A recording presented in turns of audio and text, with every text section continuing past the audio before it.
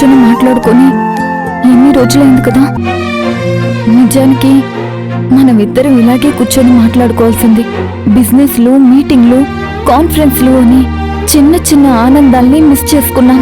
దీనికి టైం లేదు, దానికి టైం లేదు అని తిరుగుతూ ఉన్నాం. ఈ పేదరికంలో ఏదో తెలియని ఆనందం ఉంది అర్జున్. ఒక రకంగా షేర్ చేసుకోవడానికి టైం ఉంది. పేదరికం అంటే కష్టమే కాదు, శాంతి, సంతోషం, ప్రశాంతత అన్నీ ఉంటాయని అర్థమైంది. అవును శివగామి, డబ్బులు సంపాదించే క్రమంలో అనుబంధాలకి విలువ ఇవ్వలేదు, రిలేషన్స్ కోసం టైం స్పెండ్ చేయలేదు. నువ్వు నేను 5 స్టార్ హోటల్స్లో విపరీతంగా డబ్బులు ఖర్చు పెట్టి లంచ్లో, డిన్నర్లు చేసేవాళ్ళం. కానీ ఇప్పుడు అలా మేనేజ్ చేయడం కష్టం. ఏదో ఒక పని వెతుక్కోవాల్సిందే, జాబ్లో జాయిన్ అవ్వాల్సిందే. అసలు ఎక్కడికి వెళ్ళినా మన గురించి తెలిసిపోతుంది.